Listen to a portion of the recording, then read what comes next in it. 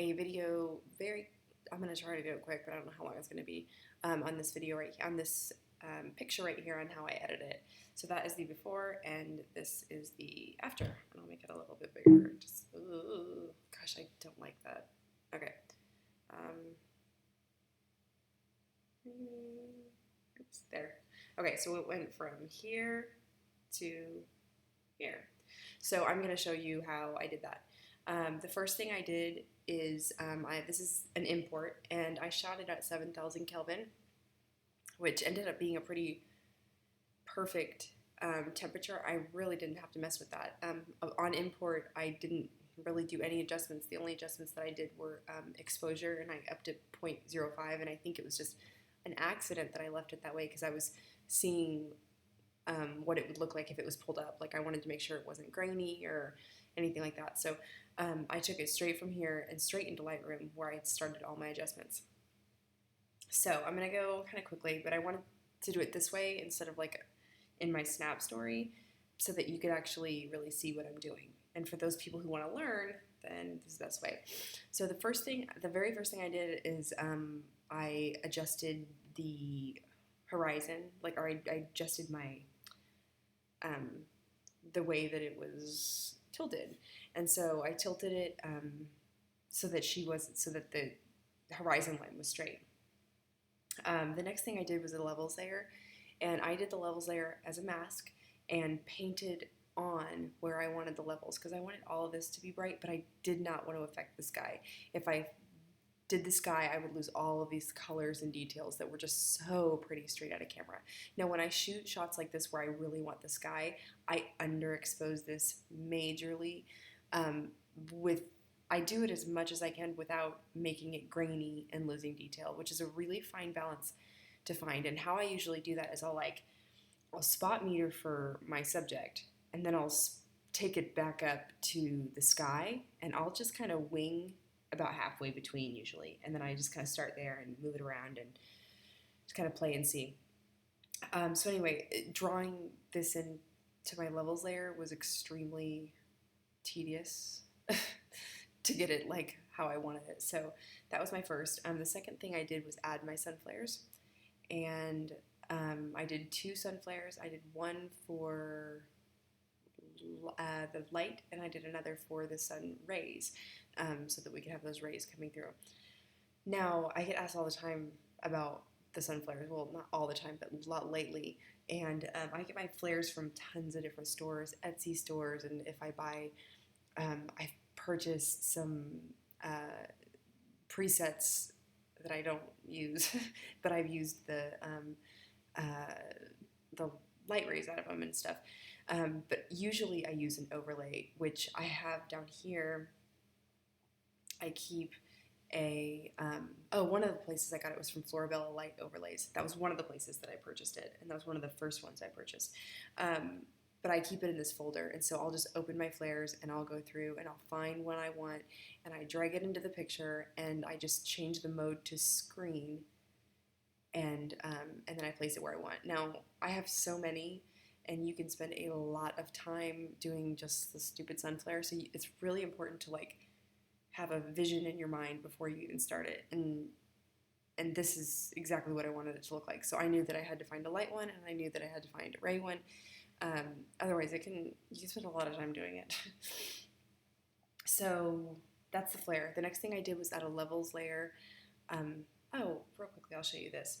For my levels layer, these were my adjustments. I went up 56 on the highlights, and it took the midtones up with it. So I cranked it up.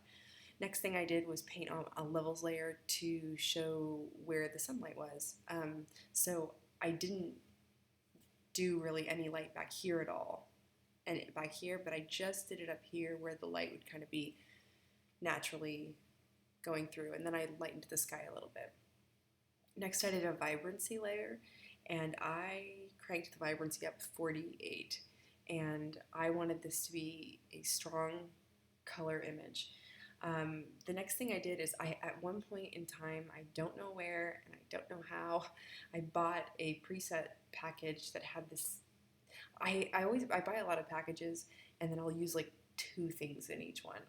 So this is one of them, and it's called Paint on a Pop of Color, and it just like it comes with, it richens the tone and color pop, and it does like all these things. I haven't dissected it really. But I painted on a color pop to the sky to make that sky kind of go bam.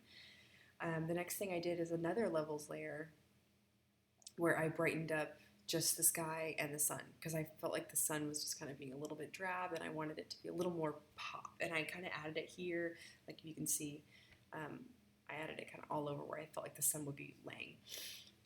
The next thing I did, now I will put a link in this blog down below of a video that I just watched, and it is so amazing for capturing details and for giving that dodge and burn look. I don't remember what it's called. Photoshop Freaks. It's Photoshop Freaks. One of them is Crazy Amazing Detail, and the other one is Dodge and Burn, and it is so good.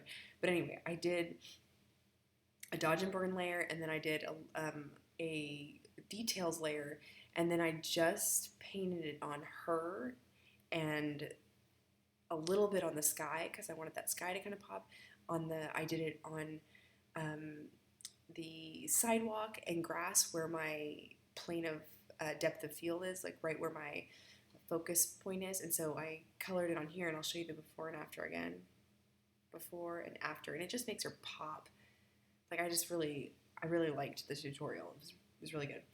The next thing I did was add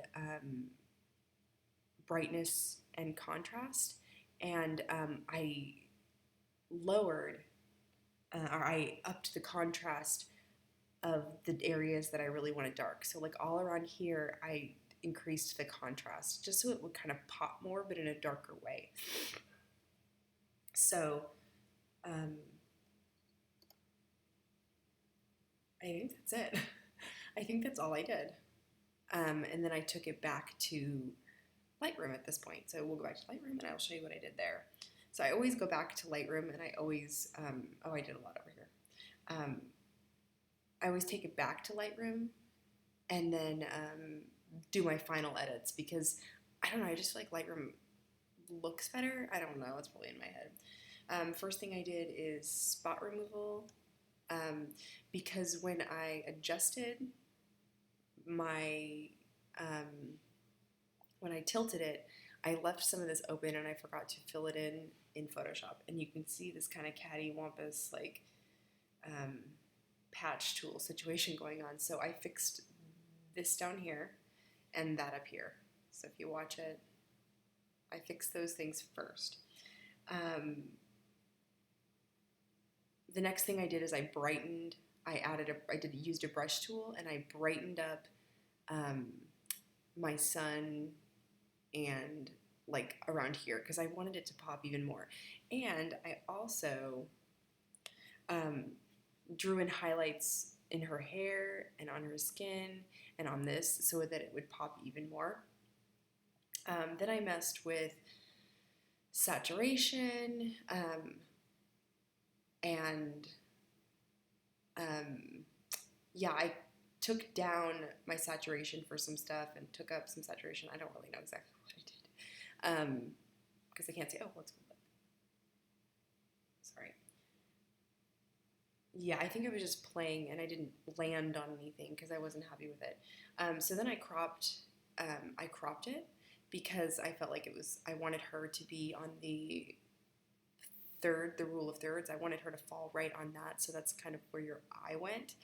So I cropped the photo, and then I exported it.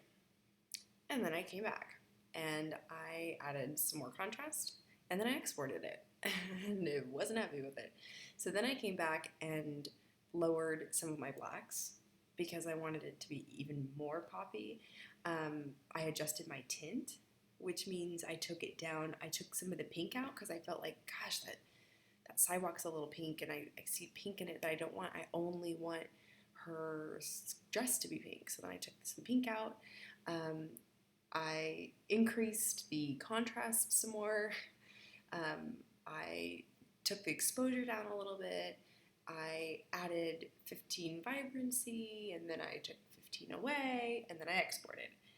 And then I came back. and I came back to do some red hue shifting because for some reason this pink color was driving me nuts. And I didn't know what it was about it that was driving me nuts, but something was bugging me. So I added a little more orange to the pink instead of it just being blue pink. So if you look really closely, you can see that I shifted so it was a little bit more warm because it was a really warm full photo, and then to have that like cold pink, you might not even be able to see it in the video, but I'm really picky to that kind of stuff. And then I exported, and then I came back. I added more clarity. I added a clarity to the whole entire picture because I wanted it to pop even more. Then I adjusted the red hue shift. Then I added brush strokes of, what did I add? Can't really tell. Sorry, I should have been more prepared for this. Then I updated the contrast, and I kind of took it down a little bit and up a little bit, and then I deleted that entire adjustment. And then I upped the contrast more, upped the contrast a little more, took it down a little, added more vibrancy, exported, came back and added more vibrancy, and then exported again. So as you can see, it's definitely a process. And sometimes, honestly, what I'll do, because I'm so flaky and flighty, sometimes what I'll even do is I'll end up liking another export. So like I'll come back here and go, oh, well, yeah, I like that one a lot better, or oh, wait, I like that one. So I don't always use this final export. And so I don't even really remember which one I did. It was one of these two, but you can see that one has much more contrast than the other one. So that is how I did the photo. I hope that helps you.